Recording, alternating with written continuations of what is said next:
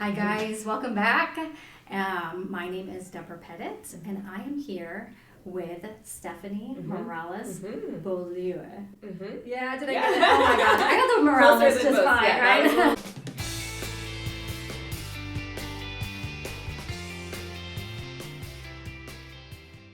right? She is the author of, give me the whole thing. The whole title. A book called Anything But Ordinary, Finding Faith That Works When Life Doesn't. I love it. I love it. And I just finished it yesterday, and it's a fantastic book. So I highly recommend you go and buy it. But we're going to ask her questions about really the writing process. And so what inspired you to write a book? Oh, great question. I think that when you kind of look at like writing a book, it's like what am I always talking about? And then a book is kind of like a well, I wouldn't say compact, but it's a version of that can live for a long time.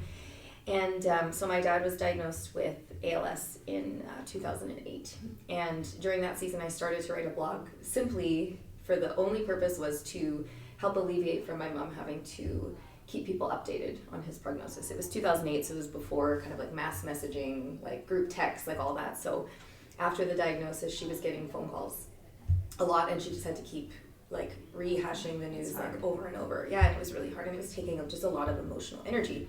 And so I was in university at the time, and I said, there's this new thing called a blog. A blog. It was new technology, and I said I could just start one, and then and then you can just update me. I can update the blog, and then just send people there.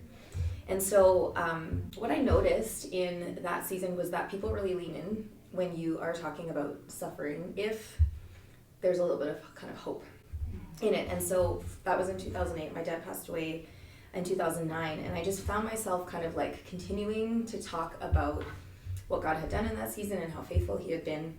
And I would say even more so when people that I loved or that I heard about were going through some sort of suffering, so like death, diagnosis, like devastation, I found there was something in me that was like, I just want you to know like that you can trust God. And so that was, when I look back, that was the story I was always telling.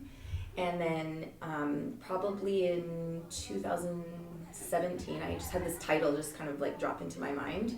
I kind of liken it to those old like mail slots that used to have on the front doors, and they would just like pop a letter through, and it just kind of was like that, and it was Anything But Ordinary. And I knew it was the title of a book. I didn't know what the book was about, and so I just kind of held on to that for a few years. And then during COVID, when we were all home and I wasn't out speaking and doing anything, I was like, well, this feels like the right time. And so then I was like, I think it's time to write this story, whatever it is. And so that, the faithfulness of God was really what inspired me to write it, because that's what I wanted people to know. That's awesome. Yeah. That's great. So you touched on this, but what's the significance of the book's title? Yeah. So Anything But Ordinary was significant to me because my dad and my family, everything about our life was very ordinary. Like my parents, my dad immigrated from the Philippines, my mom, born and raised in Canada. They both worked and, had a family, and there just wasn't anything about our family or our lives that were, I guess, that felt significant by the world standards. It's like we weren't wealthy, we weren't powerful, we weren't people of influence, and it was just this kind of ordinariness about life that was really just like the grounds, like the setting of the story of this life that was, without God, otherwise just very normal. But then when I began to look at the things that God did in my dad's life and in my mom's life and the way that he lived his life, I began to realize yes, on the outside it was an ordinary life, but really on the inside, the things that God had done and the way he lived his life was really anything but. So I had always had this visual of the word ordinary being this big, kind of word, and then anything but being kind of smaller. And I think because most people feel ordinary, and so that was kind of where that title came from, and the significance of it was like an ordinary person can live an extraordinary life when they live it kind of like with Jesus. That's beautiful. So who's the book's target audience? Yeah, that's great. Yeah, so prior to writing, I had written only women's Bible studies with a target market of women. And so for this book, it was like, I knew from the beginning that the Lord was like, this won't just be, for women. So it was really just people. It was people who are discouraged, like people who've lost, people who maybe think that like I've made too many mistakes in my life for God to use me. Like I'm kind of like a write-off. People who are discouraged. There's just so many things that both of my parents went through in their lives that I think so many people can connect with. And so it was really, I think there was, I'm going off memory now. I think there was 5 kind of audiences. One was like somebody who might be grieving, somebody who might think that, because their life hasn't been perfect or anywhere near that it can't have impact. Somebody who might be facing like, kind of the surprise of like the phone call that changed everything, something that might be like news, bad news, that sort of thing. And then anyone who's just generally like discouraged, kind of downcast. As you know, in the book, there was a season where my dad was kind of burnt out and diagnosed with clinical depression. And so that's just something so many people, is part of their story. And so it was really to offer hope in any of those kind of situations. Yeah, that's great. Yeah. So because of that target audience, what do you hope readers will gain from your book? Yeah, well, I wrote it right on the back so they wouldn't miss it. It says, there is hope, and I think it's just that idea that no matter what, like bad news, good news, life is up, life is down, just that like there is hope, and that was what I really wanted people to gain. I think the other one too, and again, this is outside of my typical audience, but for men, I think to really understand like, like I don't have to be anything other than what I am, and I don't have to be outside of my struggle. Like I can just, if I surrender my life to Jesus, like he will take me on this adventure. He will do what he says he can do. And just really for people to realize like you don't have to get your life together first. Like you can just surrender your life and then like let him do the work and just lead you and guide you. So yeah. Okay. What themes or messages did you consciously set out to explore?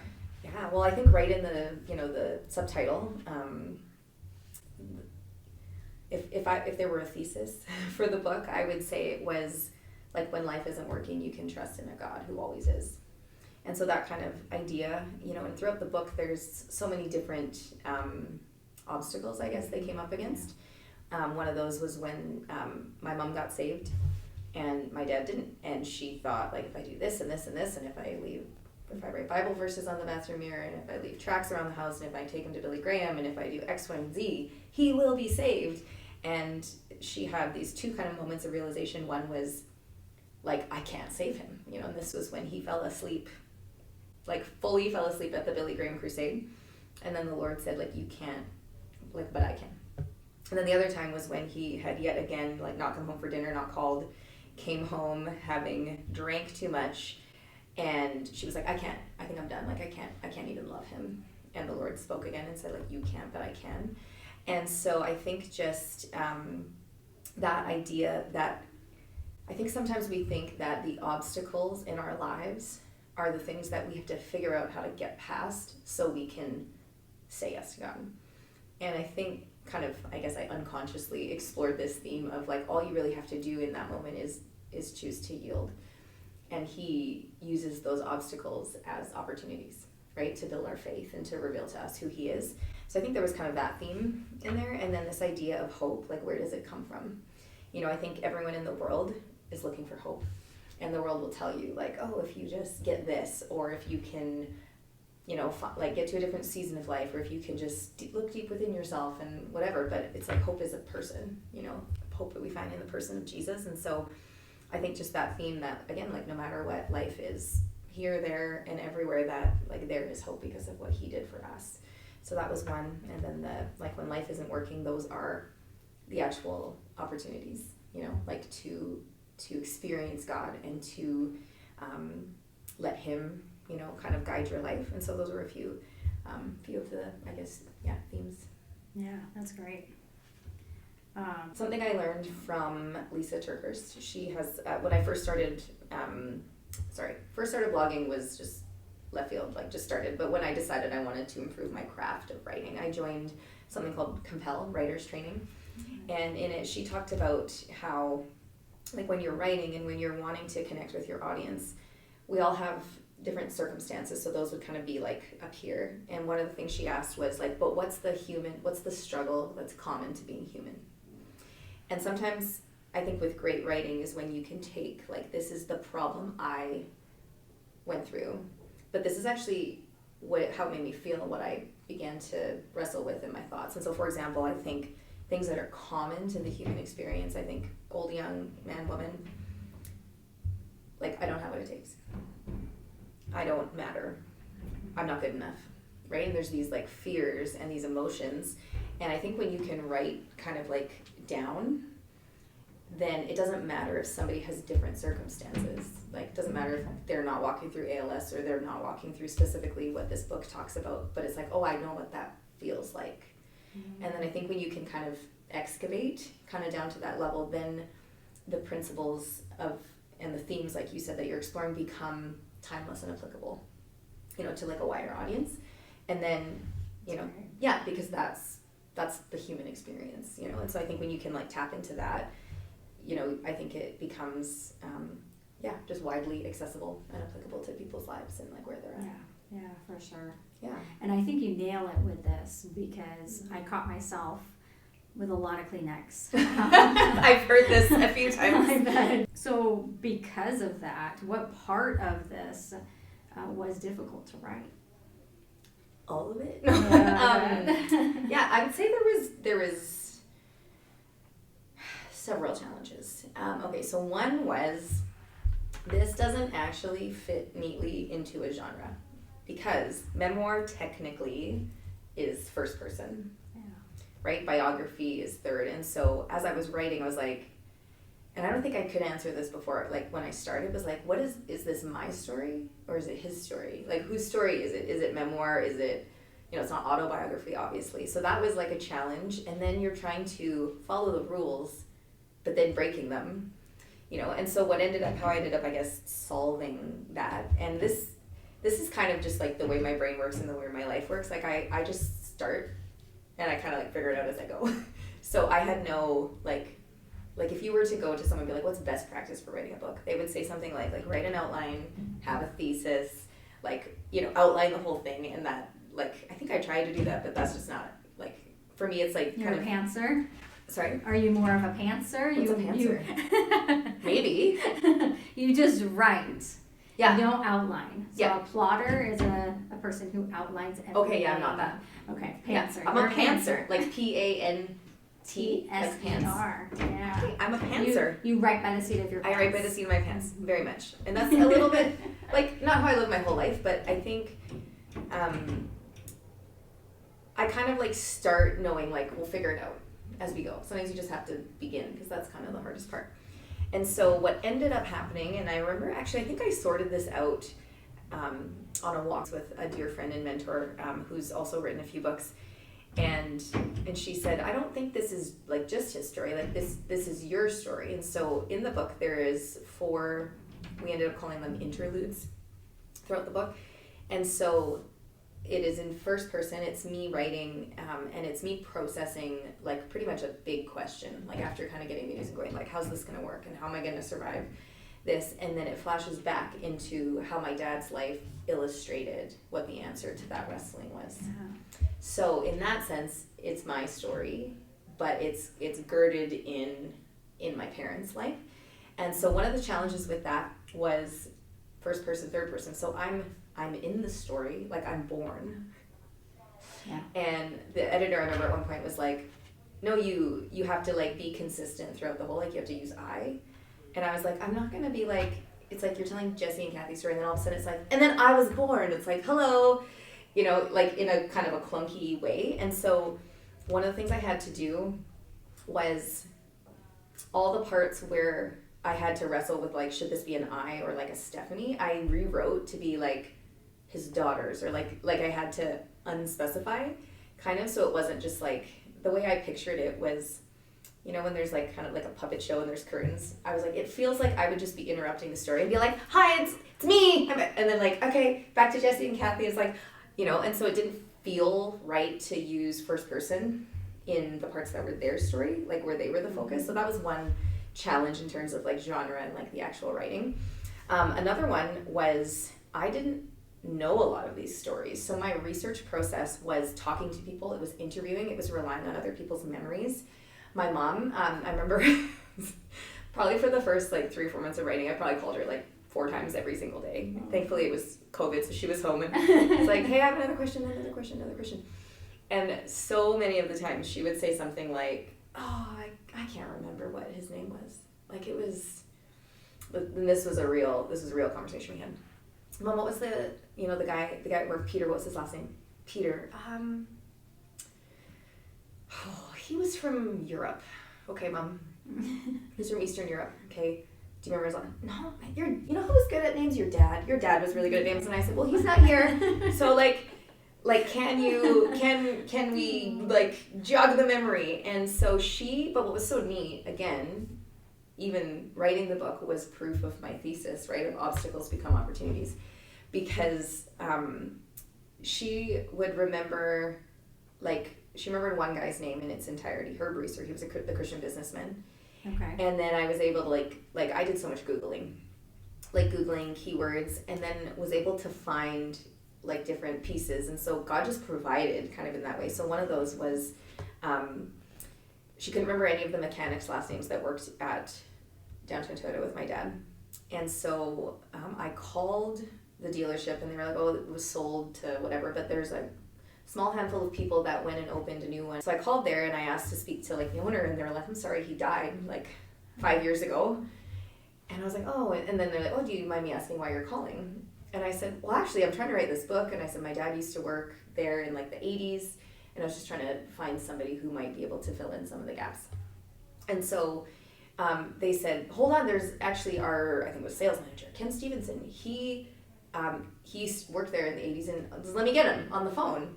And so this guy comes on the phone, and he's like, oh, I remember Jesse. And so he filled in all these gaps. He knew everyone's name. He could spell them. He could remember them. So that was one. Another one was like Richard Chang, the Christian who worked with my dad. We could not find Richard Chang. Like, our lives depended on it.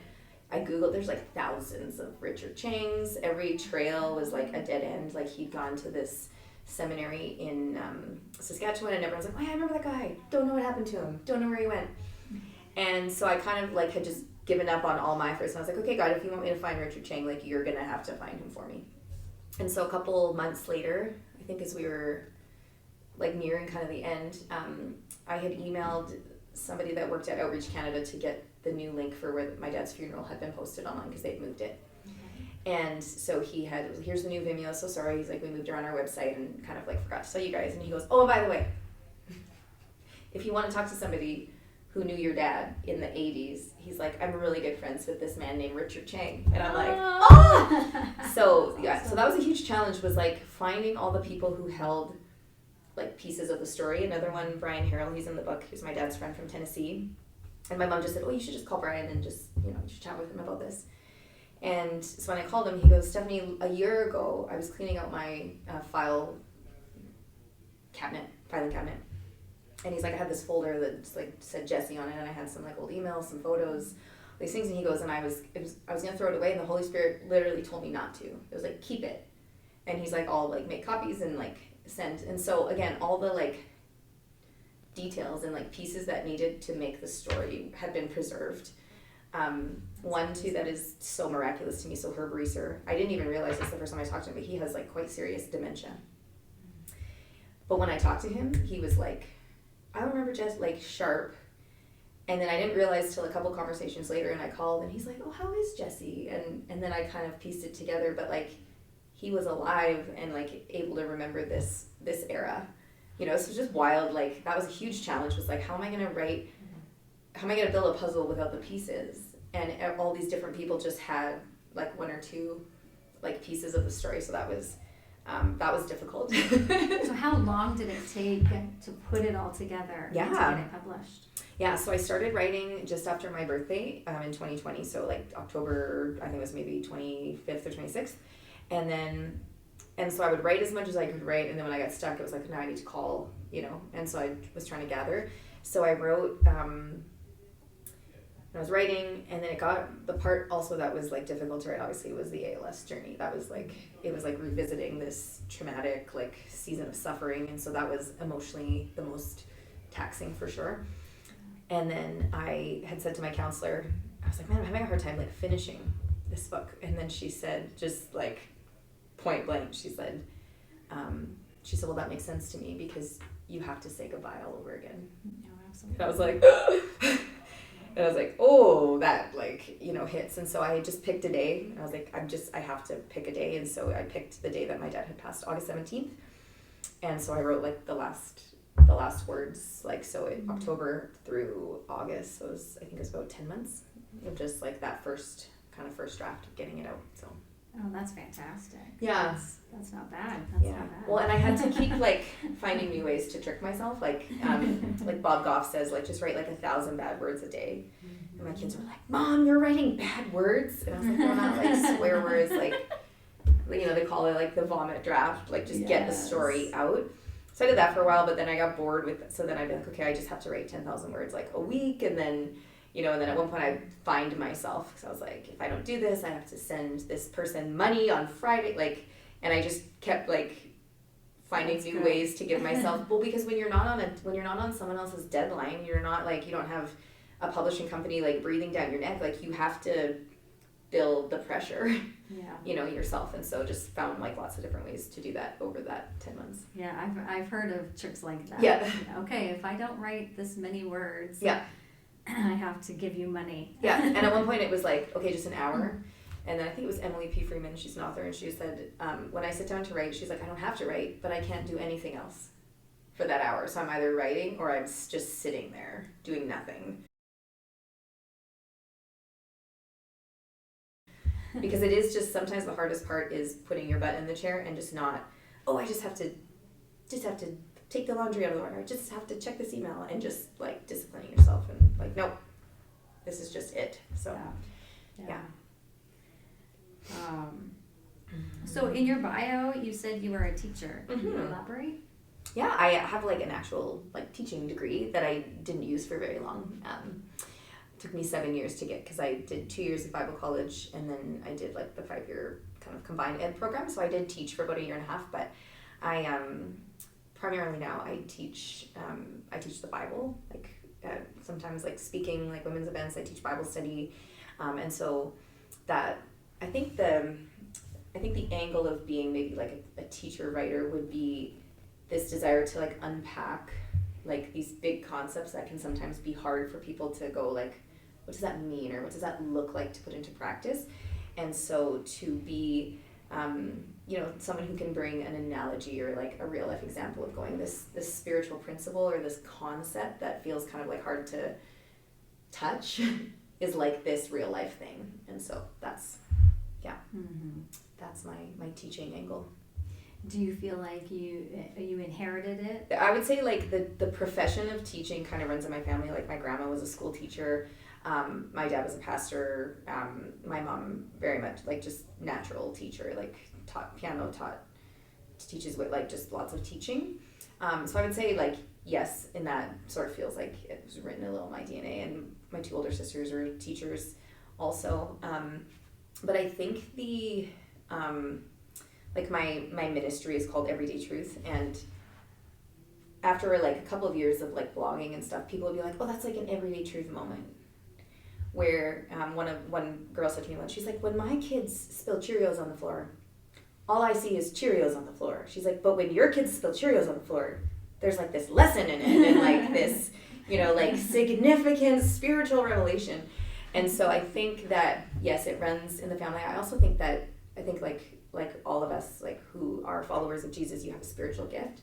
And I think it's kind of both. It's like written on my like physical DNA a bit, and then it's also a gift. And the reason I know that it's a gift is because there was a season where I kind of stopped writing, and then I stopped thinking in that way. And it felt like one of those like use it or lose it kind of like moments where the Lord was like, if you're not going to use this gift, like you don't need it. And so I was like, oh, okay. No, I want it. I'll do better, I'll steward it. Yeah, so kind of both, so physically and kind of spiritually. What's your favorite book and why? This sounds cliche, but it's really not. Like, I love the Bible, and as I've read it and reread it, like, I love it because it's so layered. It's like, on the surface, it's like, truth that's alive and active, but then when you go deeper, you're like, whoa, there's like these themes throughout, and there's all these clues like tucked throughout the Old Testament, and all this stuff that's like pointing to this mystery. And I was just speaking at a retreat this last weekend, and I said, like, hey, does anyone here love like the treasure hunting movies, like National Treasure? And a few people like put up their hands, and I was like, I've always just been drawn to that kind of story. And I said, the Bible feels like that for me now, like where you're like, oh, I didn't know this was here, and this like theme was like tucked in. And so that's one of the reasons I love it, and I feel like you can read it and reread it, and it's like new and old at the same time. I also love, as a genre, I love Christian historical fiction, so like Bible stories that are kind of written in like a narrative kind of a way that just really kind of puts like flesh and bones on the stories. And I love that historical fiction genre too. And then I love pretty much anything written by Karen Kingsbury. This, you can just like sit down and go crush out 4 or 5 hours on a Sunday afternoon or at whatever time of night and not put it down. And and I think when life is like, because we don't get the happily ever afters in all circumstances, so there's something like nice about a story, like a book, where you're like, they go through their ups and downs, but like the book resolves, like the way you want it to resolve. So that always feels like a nice little like reminder of like what's coming, after this world. Yeah. So how did you revise the book? So you spent 10 months writing it, and then what was the revision process? The revision process was me avoiding the revision process for about 6 months, feeling totally overwhelmed by it, feeling like, how do you even start? What do you do? When I finished that first, which is called by Marion Roach, she wrote a book called The Memoir Project. She calls it the vomit draft. It's like you just like get it out. And so I gave that to 10 to 12 people. 10 of them who were not writers were like, this is great, this is like such a great story. And then the 2 that had like writing were like, it's a great first draft. And I was like, oh. And then again, my mentor friend, she said, you need to write tight, like you need to tighten your writing. And she said, you need to lose 25% of your word count without taking out a single story. And I was like, oh man. And I'm like, she likes all the stories. I don't know how to do it. Yeah, like leave, like you can't take out any of the because there was of the nothing story. Superfluous, right? There was nothing in there Yeah. that she was like, oh, yeah, you've got to get rid of that. Yeah. Like I have every draft of any Yeah. book I've written. Yeah. I've had chunks. Just Yeah. that whole scene needs to go. Yeah. And you Yeah. didn't have that. No, they're like murder your darlings and like leave it on the cutting room floor. It was like, okay, so those aren't the stories, but those are like, where are their extra words? Oh, And again, prior to this, I had written blog posts and I had written Bible studies. Bible studies are like short individual days. And so when you edit a day, you're working with a page and a half or 3 pages at most to be like, from beginning to end, does this section make sense? But there's not this whole like conceptual thing. And so with this, and then the other complication with this is the jumping through time, right? And it's like, did I already say that? Did I already share that story? Or like, is this the best place to insert it? Or organizing it? And so I finished in August. Every time I tried to pick it up, it was just like, like I don't know what to do. And at that time, the only type of editing I knew about was copy editing. And I was like, I just feel like I need something else, but I don't know what that is. So I avoided it. That was how that started. I avoided it. And then I kind of like, maybe in January or February, and then also people kept being like, is the book done? When are we going to be able to read it? Is it? And I'm like, I don't know how to edit. Like, I don't know how to edit. So I kind of said like, just like a Lord help me. Like, I don't know how to do the thing I need to do next. And so I get this call in like February from a friend, and she goes, there was this rep from Word of Life Press in my mom's bookstore, House of James in Abbotsford. And she goes, they have a contest. They have a contest for unpublished, finished manuscripts. I think you should enter. And I was like, and I had that like, as soon as she said it, those moments where the Holy Spirit is like, yes, you should enter the contest. So I was like, okay. And so she's like, deadline, blah, blah, blah, go look it up online. So I looked it up online. So first I miss the deadline. I don't remember why. I just like missed the deadline. And I'm like, great. She calls me back and she goes, they extended the deadline. And she goes, so, you know what that means? Maybe they didn't get as many people like entering as they wanted to. And so I'm like, really, like, I really should enter. And I just felt like the Lord kind of like whispered and was like, I'm providing for you, like, in this way. Enter the contest. Oh, sorry, that was shaky. So anyway, so I got it in. I think if the deadline was like midnight on a certain day, I think I got it in at like 12:14, and I was like, oh, please work. And my brother-in-law, who was kind of trying to coach me in business at the time, was like, please do not miss this, like, you know. So I got that in, and then I think it was March. So this now would have been 2021, I think. Yeah, March 2021. So I got a call on a Friday. It was the last Friday of May, I think, and they said, like, we're calling from Word Alive Press. Like, your manuscript has been selected in our nonfiction category, and so they were like, we're gonna team you up with an editor. I'm like, hallelujah! And they're like, all the different things, and then like someone to help with cover and just like all the rest of the steps that I just had no idea how to do. And so now I know it's called a developmental editor. Yes. Someone who can look at the whole story from like beginning to end. And so there was, I think, 3 revisions. So he went through the whole thing and just like, you already like just chop. And then also, you know, like consistency in tense and voice. And so he changed all originally like my dad's to my father's. And I was like, that's not really how that's not how I talk. Mm-hmm. And so I was able to wiggle back to like just more language that I spoken, but it was so wildly helpful. The word count ended up being more. we did slice like and tighten, but actually ended up adding. So the interludes were added in. I like the interludes. Yeah, those were added in that season, and then the other scene that was added in the revision process was, okay, so there's, if not to spoil, but spoiler alert. So there's one flash forward in the story after when Emily finds out when she's at basketball camp and my brother-in-law's come to tell her my dad has passed away. Our dad has passed away. And then there's this flash forward. So I'm talking to her and all my other, like I have 3 sisters and obviously my mom, everybody had given like a story that I was able to like write into it. So for my sister Angie, it was like when she came down and was like caregiving and then felt like prompted to share the scripture with him. For my sister Christina, it was like when they went for a walk and they were struggling with infertility at the time, and Emily hadn't contributed in that kind of like same way. And so I called her and I was like, hey, just like last opportunity, like is there anything you would want in this story? And she goes, well, actually, if there was gonna be one thing, she was like, and then she kind of was like, it would be like this forward moment. And then I was like, So I emailed the editor and I was like, hey, have you seen This Is Us? Like it's like forward and then they flash, right? And then you're like, wait, is this the future? Is this the past? But it's like whatever it is has this like theme to it.